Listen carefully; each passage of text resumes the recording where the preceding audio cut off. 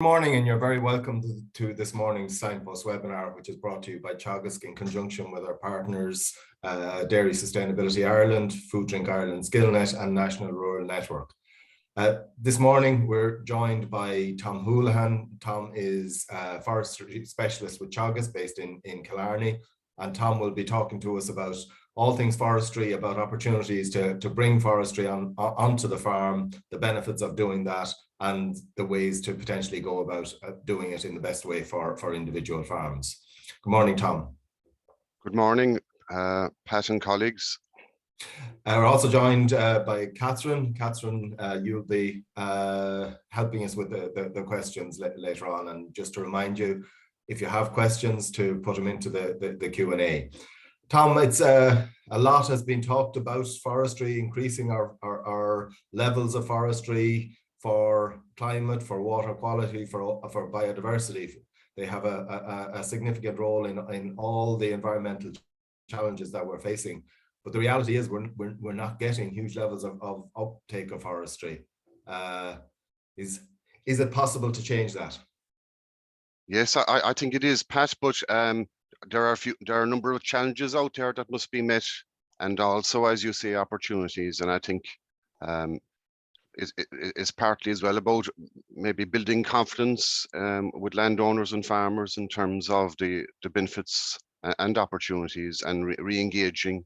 And we're looking at the current program coming to an end at the end of 2022, and a new program. So hopefully we can get traction, and you know, it'll be in the benefit of everybody to move towards, you know, improved outcomes for forestry. Okay. Well, you've if you want to get your presentation there and share it with us, I think it's a very comprehensive oversight into the opportunities that are there.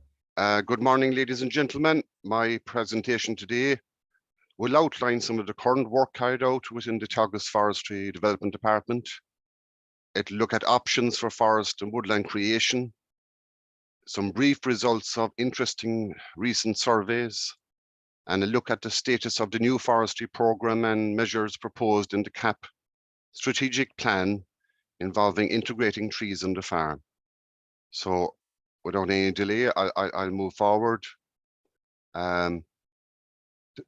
Teagasc Forestry Research covers many aspects of the life cycle of a forest, from seedling to sawdust, and research is carried out in Teagasc research centres, in state-of-the-art laboratories and growing facilities, and indeed on privately owned farm forests throughout Ireland, and we thank those that are contributing. Research topics cover areas such as tree improvement programs, developing genetic resources with tolerance to diseases such as ash dieback and Dutch elm, silviculture of broadleaf species, and studies into the development of small woodlands on the farm. And we also have projects addressing the very relevant area of adaptation to climate change, as you can see on the screen. Other research focus areas include forest thinning, both conifer and broadleaf, and looking at the potential of other species. We have got a project on continuous cover systems and looking at transforming spruce forests to continuous cover, and looking at establishment of agroforestry, quite a bit of interest in this, agroforestry sites. Part of this project working involves the clearance and transformation of an ash dieback site to agroforestry as a potential option to owners in such circumstances. And then looking at areas such as integrated pest management, which is very important. Our in-house research significantly benefits our advisory and training services and allows for effective knowledge transfer. So we provide independent advice for farmers with a focus on land suitability and how a forest enterprise may be sustainably integrated on the farm. And it's supported by a wide range of knowledge transfer events as shown.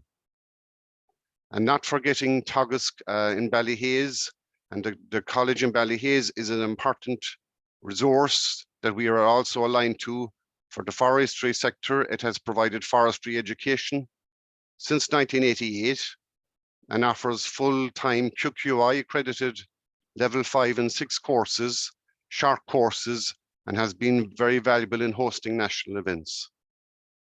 So looking at the forest resource, and we have a significant forest resource, which I think can be further harnessed to a great degree to provide multiple benefits for society, and over 11% of our land area is currently under forestry. We have 23,500 private forest owners, the majority farmers, who own almost half our overall forest estate. And despite challenges, and we have a strong export-orientated forest product sector, and exports have reached almost 450 million in recent years. If we think that 80% of global construction wood comes from conifer trees, a secure supply of timber to support our housing needs will be also a strong consideration for the future. Looking at activities such as forest nursery operations, forest establishment, management, and wood utilization provide sustainable employment, mainly in rural areas. And also we can see that forests can complement other farming enterprises and be a developing resource on the farm. So well-planned forests can also provide many ecosystem services, including sites for recreation and landscape features to protect the environment and enhance water quality and biodiversity. So I think the message here is that all forest types, appropriately managed, have an important role to play in contributing to the range of ecosystem services required by society. And as Pat mentioned, our challenge is to enable that contribution to be fully realized over the period to 2050 and beyond. Just looking at the current forestry program, which has rolled over since 2020, and it's currently in place and available up to the end of this year. It contains 12 grant and premium categories, or we call them GPCs. And just I'm going to show a few examples here. On the conifer side, GPC 3 and 4, you can see mainly spruce for GPC 3 and 15% biodiverse species. GPC 4 is Scots pine. If we look at the broadleaves, we're looking maybe at GPC 6, which is oak, GPC 8, which is birch and alder.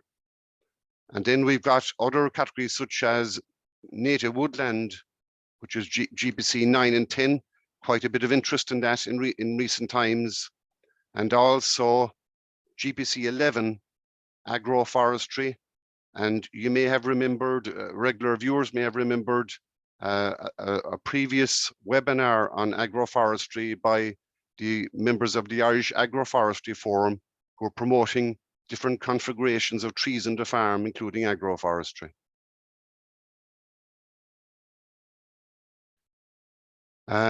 Just to introduce you to one or two forest owners,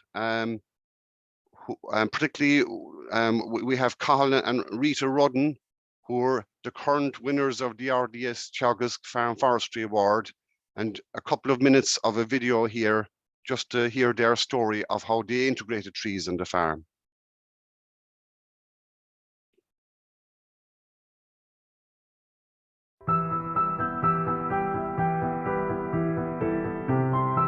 My name is Cathal Rudden. Myself and my wife Rita farm here in Teagasc, Sedone, County Cavan. We're suckling farmers mainly. We keep finish some bulls, young bulls. We finish them under 16 months, and forestry as well. I was down at the Ploughing Championships, and I realised that when I could get the single farm payment and the forestry payment, I thought, this is a no-brainer, and then you're growing a crop as well. I done the forestry in 2014 because I thought I'd make more ahead than making off the sucklers. So I'm happy that I done it. It's doing well for me. I entered the RDS Teagasc Farm Forestry Awards mainly because my Teagasc Forestry advisor said that my forest would be okay. I thought it would not be. I thought it wouldn't be good enough, but he had pushed me to go for it, and thankfully I did.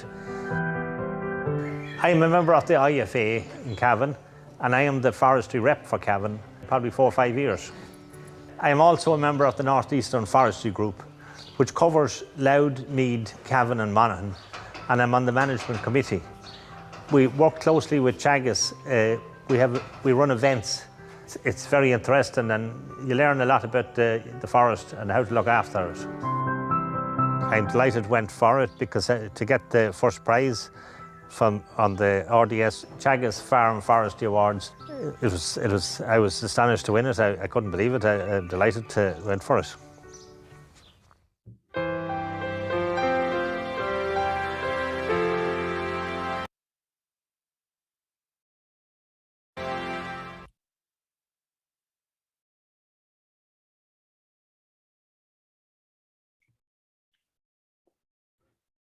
While Tom takes that down, I might just remind you that the questions and answers are open, so please submit your questions and answers for Tom. Okay, you ready to go again, Tom? Okay, ready to go now. Yeah. So our thanks to Cathal and Rita Rudden for their involvement in that. And as with Cathal and Rita, forest creation can deliver benefits on your farm, and whether small or large areas are involved, setting clear objectives initially and timely planning are really central to success. The decision to plant, it's a complex decision. And basically in engaging with landowners, our Teagasc advisors address the many aspects and the issues involved, including opportunities and challenges within the forestry sector. And adopting what we call a whole farm planning approach is also essential when assessing the options for forestry and integrating on the farm. So this requires analysis of how planting land may interact with farm enterprise combinations, farm schemes, supports, and future succession planning. For example, the capacity for forest parcels to also retain the basic payment subject to eligibility conditions is a key factor and financial benefit. And based on Article 4 of the CAP Strategic Plan Regulation, forestry will, subject to meeting certain conditions and future approval, be eligible for direct payments interventions under the CAP Strategic Plan. So just looking ahead, I've said that the current programme continues until the end of 2022, looking at the new forestry programme, which will run to 2023 to 2027. It's currently being developed and will be fully aligned with and supporting a new forest strategy being developed under Project Woodland. So there will be more details forthcoming in the coming weeks. Currently, there's bilateral meetings which have commenced, and there will be stakeholder workshops. There will also be a strategic environmental assessment and appropriate assessment consultation on the forest strategy and the programme to the wider public. And the sequence then will be state aid approval will be sought from the Commission later in the year, and the new programme will be due to be launched in January 2023 with a rollout of remaining schemes during the next year. So this slide here, the results of a national survey of attitudes to afforestation in Ireland, comprising over 1,000 people, was commissioned by the Minister of State, Pippa Hackett's department, as part of Project Woodland's work to develop Ireland's next national forest strategy. And the survey found very positive attitudes in general to forestry. Respondents said the most important benefits of forestry were how they addressed climate change. You can see the figures on the slide, how they enhanced water quality, contributed to wildlife and biodiversity, and supported mental health. And overall, 88% of those surveyed said they thought forests and woodlands benefited their local communities. There was 72% favoured planting broadleaf and conifer trees in new forests, 17% favoured mainly broadleaves, while 11% opted for conifers as their favoured. And 3 out of 4 people in favour of planting more forests, as well as trees in urban areas. Just finally, a couple of more figures. 58% of people who had visited a forest in the past year with exercise and recreation cited this as their key visit driver. And 57% said they visited woodlands more since the COVID-19 pandemic began compared to previous times. And the photo here in the top corner shows one of a series of successful forest walks held recently around the country, which highlights the potential of our forests to support health and well-being by taking some time out, getting close to the nature, to the sights, sounds, and natural aromas and delights of our forest resource. Tom, a quick question for you on that. Yep. That survey was with the general public rather than with the farming community, was it? It was the general public, yeah, just Right. general attitudes to forestry, yeah. So it is over 1,000 people across the country. So, and Pat, that slide, I suppose, highlighted the identification of climate change as a key benefit of our forests in the survey. So this slide highlights the important sequestration pathways that our forests and their products can provide if this capacity can be harvested. And all productive forest types can play a critical role in taking carbon out of the atmosphere and incorporating it in its biomass as they grow, which we call sequestration. That's one pathway. The long-term storage of carbon in harvested wood products represents a well-recognized and very important pool outside of the forest, and we use HWP as the abbreviation. Another pathway is substitution of fossil fuels with wood energy, which come from sustainably managed forests. It's a carbon mitigation opportunity, and there are good examples around the country of significant fossil fuel displacement. And a further area which is getting a lot of international attention is the substitution of wood products for energy intensive materials such as concrete and steel. And there are very good examples there, for example, in Norway and the 85-meter building. Just a couple of words on multiple applications of wood, and it's a natural, high versatile and attractive building material, and its low energy production process and its capacity to lock away carbon makes it a popular choice in a growing number of countries. Coforth analysis shows that wood products contribute to reducing the life cycle emissions of buildings through a number of processes: low embedded carbon dioxide equivalent, carbon sequestration and storage, and the substitution effects, where wood grown in Irish forests can substitute more carbon intensive building materials while at the same time supporting local employment.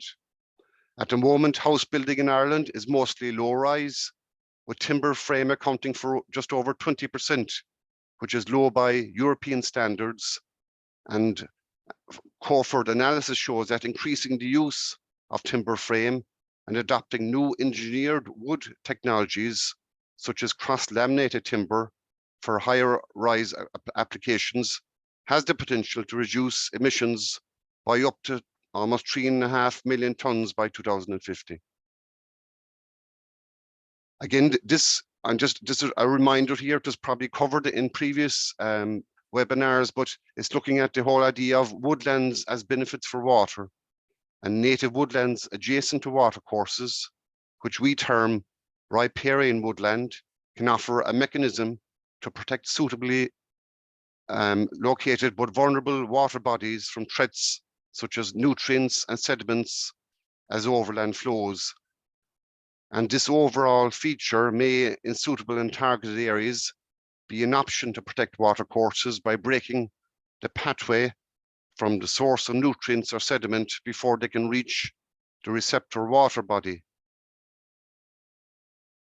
And I understand that a riparian native woodland initiative is under development, which could provide incentive for the use of this measure in appropriate areas and support enhanced water quality goals in the context of varying adjoining land uses.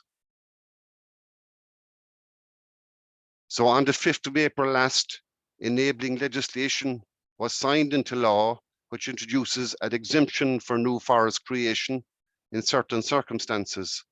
And this facilitates the exclusion of clearly defined activities from requiring an afforestation license up to 1 hectare in area. So it is envisaged that this can help to expand existing native woodlands, create new areas, play a significant role in contributing to riparian margin planting, and have a positive role on biodiversity and water quality. And the development of such a scheme will also take into account the outcome of a strategic environmental and appropriate assessments, and eligibility criteria will be incorporated into the scheme to ensure that all tree planting works are undertaken in a compliant and sustainable manner.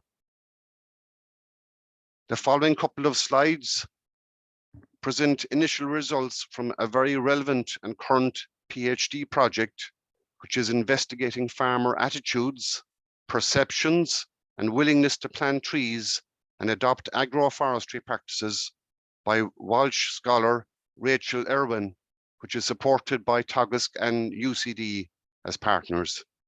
And the survey and project uses a qualitative elicitation study based on interviews with 33 farmers, and also a quantitative study based on online questionnaires with up to 395 dairy and dry stock farmers partaking. So sincere thanks is extended to the authors for making just the initial results available.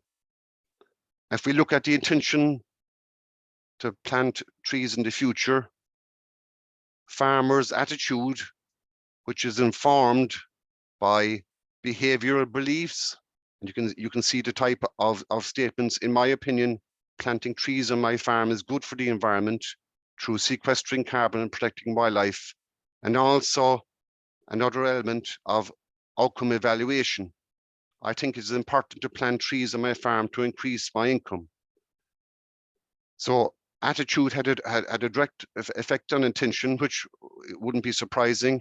And also moral norms, is it good and proper to plant trees? Also had a direct effect on the intention to plant trees in the future.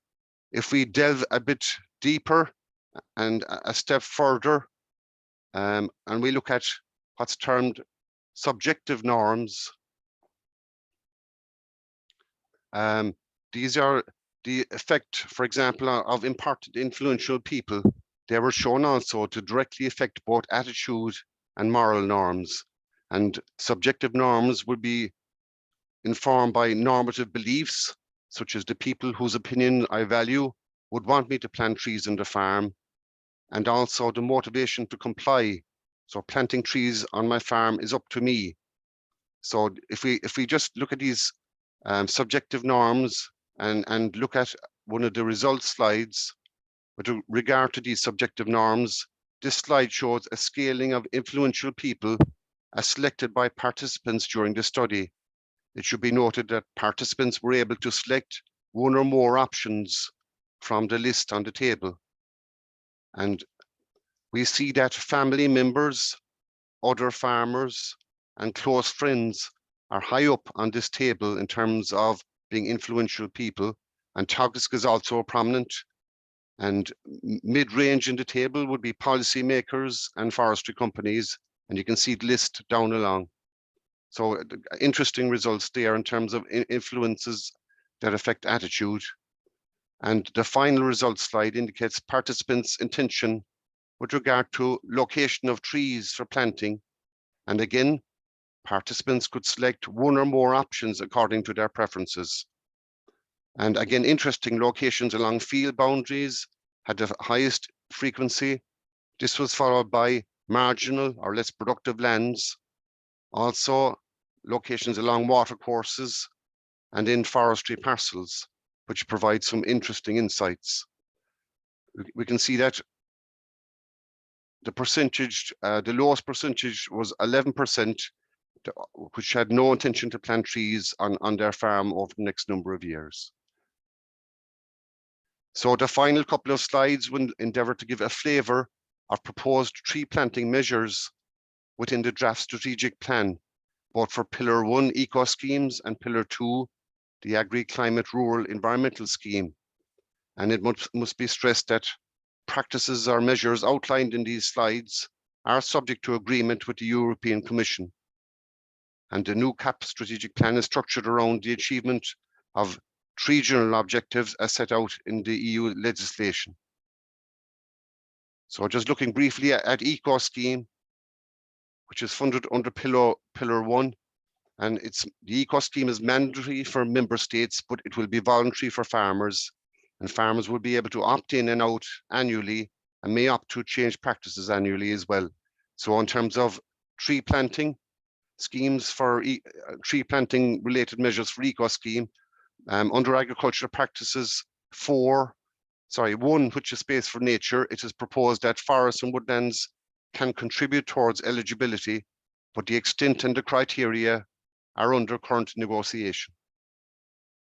And for proposed agriculture practice 4, which involves planting of native trees and hedgerows, planting of such species on farms promotes our native biodiversity, enhances associated population of flora and fauna, and a wide range of ecological benefits, food, shelter, breeding sites, and a minimum of native trees or 1 metre of hedgerow is proposed to be planted for each eligible hectare per annum. But again, as I say, these are under negotiation. If we look briefly at the proposed measure for the agri-environmental scheme, and is called acres, the general measure has a tiered structure, 3 tiers, and to qualify for tier 1, applicants must commit to completing mandatory actions relevant to priority environmental assets under holding. Again, I won't dwell on these, but they're listed on the slide. Just moving to tier 2 under general measures, farmers who plant land can have an entry point here. So farmers whose land include a vulnerable water area may apply for scheme access under tier 2, and applicants may be considered under tier 2 if he or she is a participant in the native woodland scheme or GPC 11 agroforestry at the time of application, or indeed if he or she adopts at least one of the proposed tree planting actions. That's tier 2.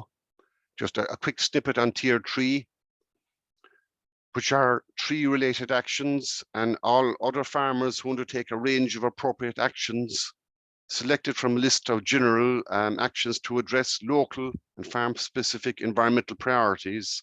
And I'm focusing on these tree-related actions.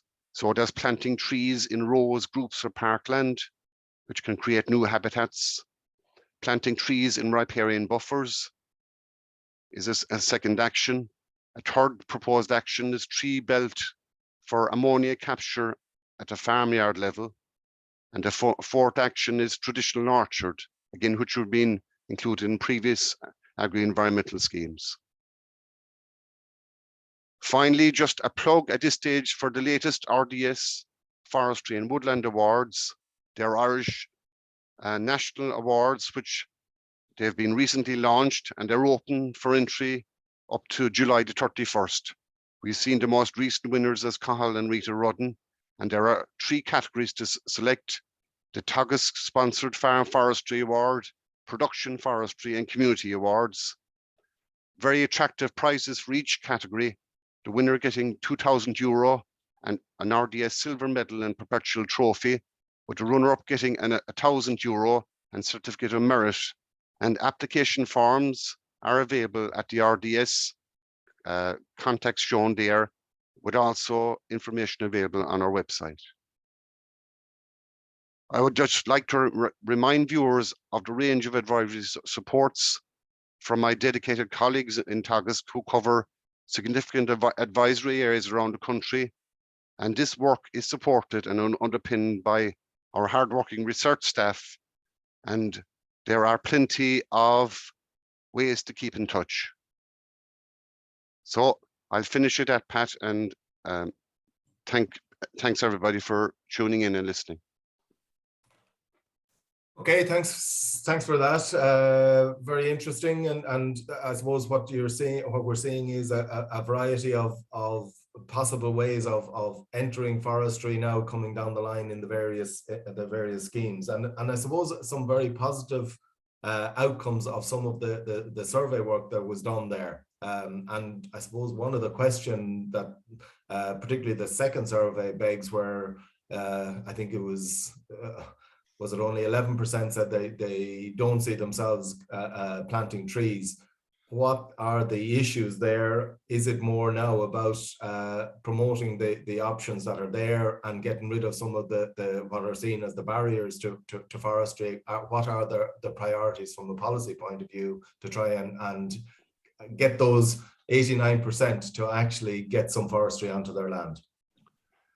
I suppose there's a range of options there. I think just certainly peer-to-peer learning is quite an important way. If people see forestry being successfully implemented, or tree planting on the farm, and it can enhance the farm environment as well as creating other co-benefits, I think that's an important way. So there is an engagement process, and of course we know there are challenges in terms of we'll say the licensing process, and what everybody's looking for is to optimize the flow of licenses through the approval system to meet stakeholders' needs, while also ensuring that due process is there. So I think there's a number of tracks, to be engaged and to follow to ensure that people are aware, and at least when they're aware of the options and the benefits, that they can maybe make informed decisions. Catherine, significant questions coming in again to remind people to use the question and answer. Yeah, and Pat, just following on there from Rachel Irwin's, your comment about Rachel Irwin's a very interesting survey. I suppose the only slight concern from a biodiversity point of view is the 40% who want to plant on marginal land, which again is being recognised now as having a value and will be, rewarded more in the future from a grassland undisturbed. Now, it depends what type we're talking about, but I know it's a tough one, Tom, but it's just following on there from Rachel. Yeah, I think it was probably a general one. Like, we are aware there's different demands on our land. We're fully aware of that, and we're aware that there are sensitive habitats out there, and I think everybody's interested in protecting the very sensitive habitats. But just, I suppose, a balanced approach, probably maybe a fair assessment on that. That we have demands on our land, and maybe I know there's a land use review currently being underway, and maybe getting balance in terms of the ecological, the environmental, and the economic characteristics of land types, and how best we can optimize land use. And I think forestry is an important resource to keep in mind as well. Yeah, absolutely. Yeah, I suppose, and it's just a case of not keeping the water, climate, biodiversity all, at least not harming each other, isn't it? Yeah. Maximizing the ecosystem services. And there, as I hear you saying so often. Yeah, as I showed on, I suppose, on some of the slides, that there are actually measures that can be implemented to help in a lot of those types. Absolutely, right. Yep. Yeah. And again, the first question that came in there, I think, if I understand it right, but it's a question about the supply of current Irish tree nurseries. Is it adequate to meet the supply of the needs today and the increase we're aiming for? Are there any farm tree specific nurseries? Now, I'm not sure if that questioner was asking about native and Irish provenance, but we'll handle it now, Tom, if you have a comment on that. The tree nurses generally, from your point of view, and I don't know if they're, but I'm asking specifically about the Irish provenance there as well. Yeah, and just first to say that it like, for these types of schemes on the farm, it's very desirable to have Irish provinces, and really I think it's important to have them. But and there will be different nurseries out there at different scales. I think probably for all of them, it's important to have there is certainly a lead-in time at nursery level to source the seed and develop the propagating material. And because of uncertainties, I think up to now, maybe there is maybe a lag there. Now I can't say that for every nursery, but they need some time to develop the resources that they can supply for future schemes. That would be my feeling on it. Totally agree, and we need to support them on that, Tom. And support definitely is needed, I think. Yeah. And just to say that there is a list on the website, on Woodlands of Ireland website, of trees that do Irish provenance. Moving on then, the biggest issue with forestry and the unwillingness of most farmers to plant is the replanting clause. When will this issue be addressed? Yeah, and I think I highlighted it on one of the slides there, where the landowner is looking at the decisions in front of them. At the current situation is that there is a replanting obligation. So if somebody is committing land to forestry, that there is a requirement under the Forestry Act to replant subsequent crops of trees. Now, it's not for Teagasc to decide, but it is a policy decision. We do get feedback on it, certainly, that that people would prefer some flexibility there, but it is a policy decision, and Teagasc really can't influence that. Will I keep going, Pat? Yeah, keep going. How do we promote your good initiatives with youth? 10 to 18 of Ireland to appreciate. Is it possible to do it with transition year students as youth leaders to promote real sustainable climate change and remove carbon in Ireland? So the youth, how do we address them, encourage them, inspire them? Yeah, I think it's really important. That's a great point. That if we develop interest levels, really we have to start with the youth at a young age. And I know, firstly, I'll say from a Teagasc perspective, my colleagues would have regular engagements at school level as well as third level. Now we have limited resources, so we can't do that indefinitely. But I know that the department are supporting a range of woodland support projects over the last year or so, and that is ongoing. And a number of those projects are dedicated to interacting with young people, with schools, and actually bringing them out to the forest location, which I think is a great way of getting the message out. So I think that is a really important one. There's other projects, like there's going to be a woodland festival as part of that woodland support initiative up in Roscommon coming up fairly soon as well. So people could look out for that. It's a very enjoyable and informative day out, looking at the whole ambit of forestry from seed to sawdust. Lovely. Yeah, and obviously there's other players other than Teagasc in the schools. Definitely, yeah. Still, definitely. We can influence them. Why is there such great difficulties with harvesting mature wood when there is such great demand for it in building? Yeah, that's a valid question. And as I've said, Project Woodland is in place to address there has been licensing issues, and there is some issues there. Progress is made, but as I said, there is a need to have an optimum flow of licensing, including harvesting as well as planting, to meet stakeholders' needs. But I think that work is progressing, but there's more to be done, I think, in it as well. Okay. Is there any scheme to promote landowners to preserve old established woodlands? Yes, under the current programme, there's a woodland conservation scheme. So it's kind of a sister scheme to the native woodland creation scheme. So there is funding and support there at the moment for people, we'll say, with native woodland on their holding, if they wish to conserve that. And a lot of the time, one of the key measures would be to exclude stock and browsing animals, so that this type of woodland can get a chance to start regenerating.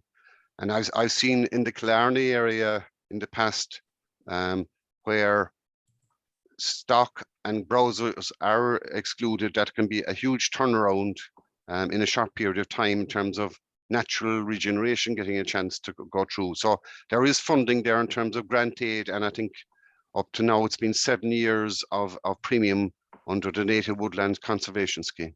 And Tom, you would recommend anybody to contact the local Teagasc advisor?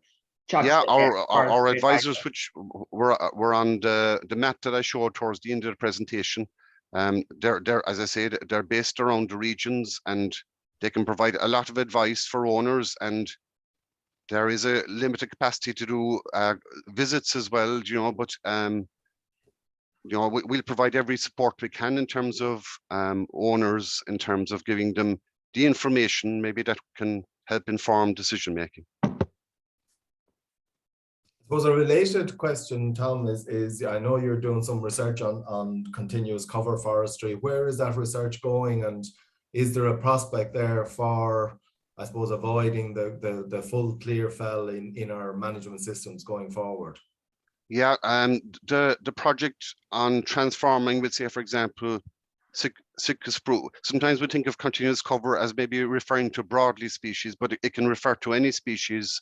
The project on converting Sitka spruce to continuous cover is being implemented on a number of sites and providing quite interesting results. Just to make the point, I suppose, that it may not be suitable for all sites, and there has to be, I suppose, an appropriate approach there. But on sites would have maybe high exposure or older crops, it's going to be a lot more challenging and might be more suited to you know, the appropriate sites. But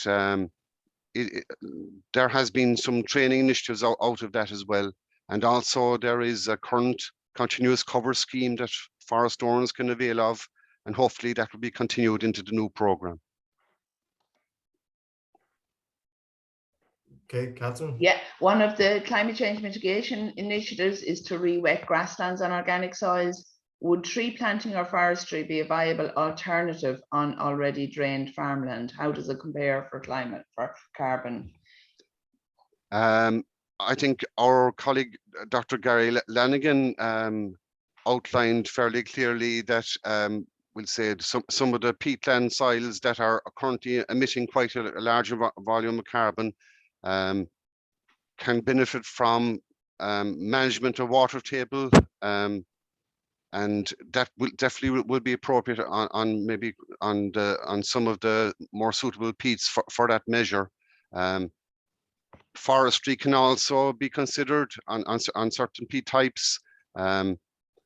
Again, there is a sequestration capacity by forests on peat.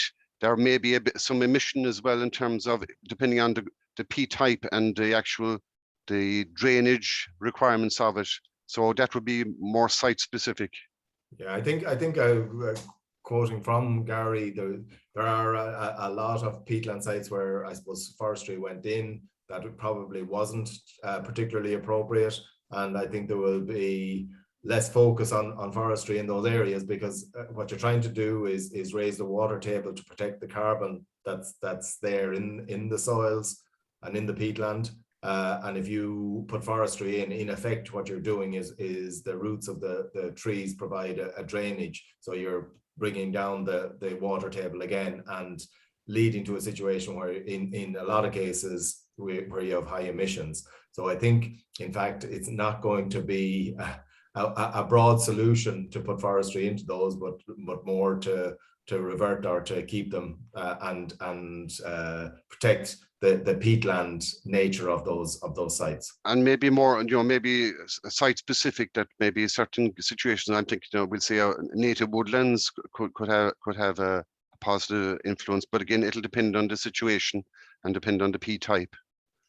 And related to that, for either of you, is there current tools available to calculate the value of carbon in trees and hedges on farms? We have a forest carbon tool, which is available on the Teagasc website, and I showed some of the 12 grant and premium categories that are currently available under the current programme, and the tool can allow users to select the grant and premium category and the soil type. and give an indication of the annual sequestration and the cumulative sequestration capacity for the different grant and premium categories, and also species groups. And that carbon tool will be subject to review as any new information comes available. So it'll be updated on a periodic basis. For hedgerow, for measuring carbon hedgerows, and maybe Pat might know here as well, but I know that Dr. Lilian O'Sullivan is close to completing a farm carbon project, which has been measuring the carbon above and below ground in hedgerows and in the soils. And I think the results are not too far away, if I'm right in that, Pat.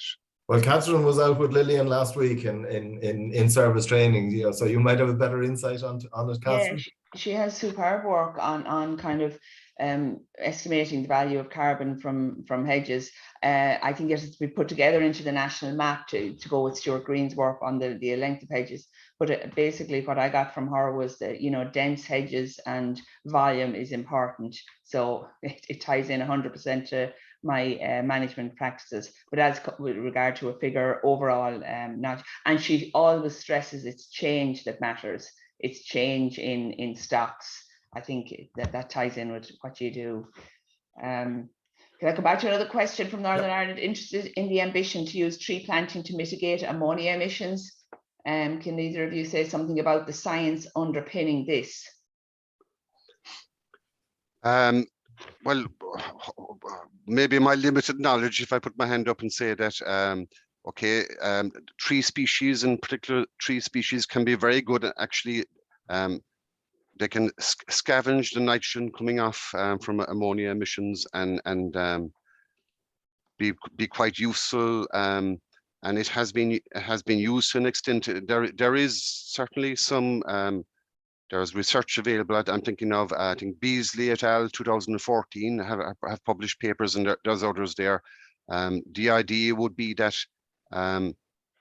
downwind of maybe, if you have a housing facility, downwind of that you have an appropriate formation of trees that can actually take up, and properly structured, can take up quite a bit of emissions coming off. I know that, for example, looking in Scotland, they recommend, we'll say, an edge barrier of conifers, and then more openly spaced trees with inside that, between the barrier and the building itself. But I think there's probably need to have a look, if this is coming in from an Irish perspective, like what are the best formations there, based on best practice and based on existing research. Okay. Well done on the presentation. I wonder about the proposal to use Irish timber softwoods for construction. Irish softwoods are fast grown and of a much inferior quality than trees grown in Baltic and Nordic countries. Should we look at different species that would be of better quality? No, I would certainly refute that. I think we're producing very good timber here. And if you think of it, in recent times, up to 80% of our timber is going abroad and is fully acceptable, and it's been subject to grading, stress grazing, visual grading, and it's meeting the requirements. And a lot of our timber is going into the UK market, no problems whatsoever. And if we look at the whole work that's been going on, I'm thinking of Dr. Annette Hart in Galway, working on the potential, we'll say, also for cross-laminated wood, which I refer to in the presentation. There's huge potential there. So we can use small pieces of individual wood and make it hugely stronger through cross-lamination and other engineering processes. So I think there's no fear there whatsoever. Criticism of forestry advisors focusing on Sitka spruce and not considering native or broadleaves. Is it all down to money, Tom?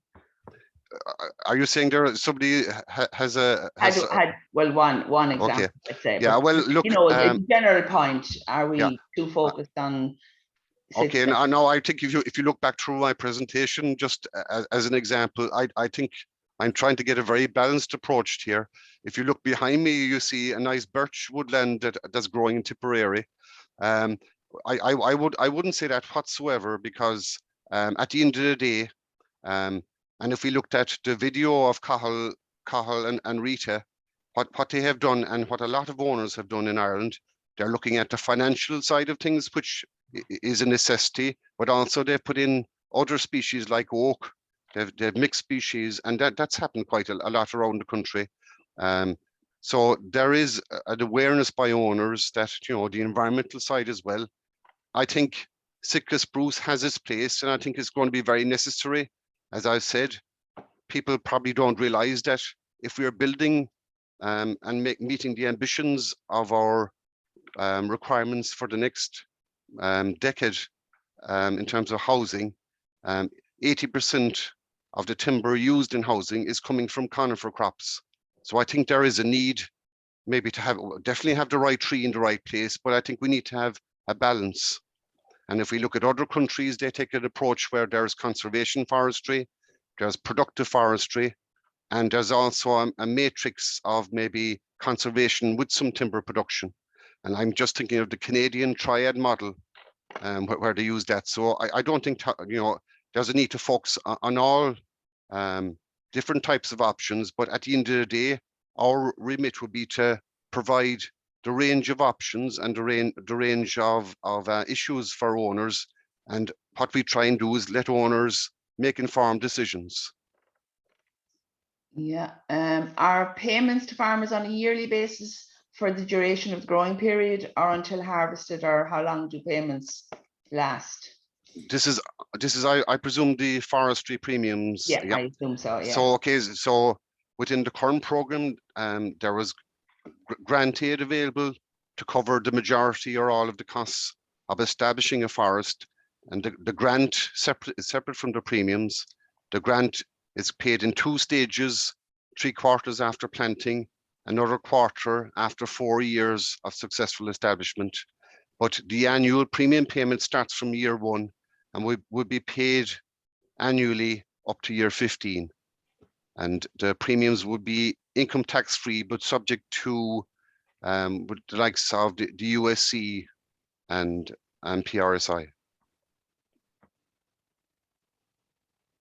Can you care to comment on how can exceptional small scale projects like the ENA EIP, which is focused on riparian native tree planting to improve water quality and biodiversity in the upper ENA River catchment in Clare, be incorporated into new acres post 2023, and how lessons can be learned?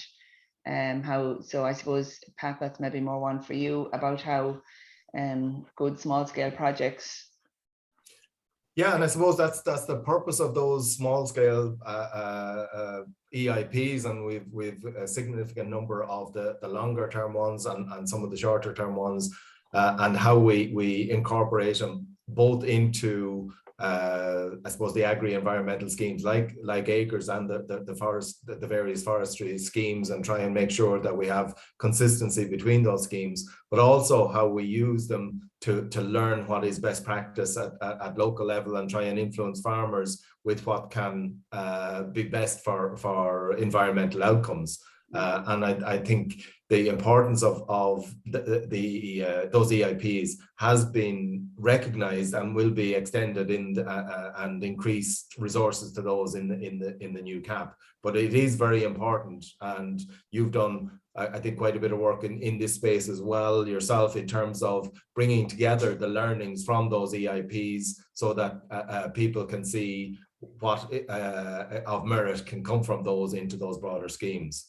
Yeah, exactly, and that's exactly why I commented on it, because I think, you know, it's our role to promote, you know, this fantastic work goes on and doesn't get out to the general public, and that's very much, as you say, Pat, our role and my role. So Tom, just a quick one there for urban areas in particular, is there any native species of trees which would be more favourable for planting and retaining in urban areas? Well, Catherine, maybe close to your heart, I'm thinking of some of the I know they plant they plant certain species in urban areas, but I'm thinking of, again, it'll depend on the amount of space available and the type of planting land that will be there. But I'm thinking of, we'll say, we and probably if I had time, I'd have put in another slide on trees suitable for pollinators. And I think that's very important. And if we think of species like mountain ash, like crabapple, if we move slightly away from the urban area, then we're looking at willows, which are exceptional for supporting insects, 266 insects. Their white flowers are available for pollinators in the early springtime when other flowering plants aren't there. The likes of white thorn and black thorn supporting over 100 insect species, and they're flowering in May, again, is really important. And I think I was actually going to mention it. I think we need to, and there's more capacity to build in tree resources on farms and other areas to help the pollinators as well. Tom, just one maybe final question, because our time is running out, but a kind of a key question there. Will forest owners face a conflict between producing commercial timber and achieving strong positive environmental outputs or impacts?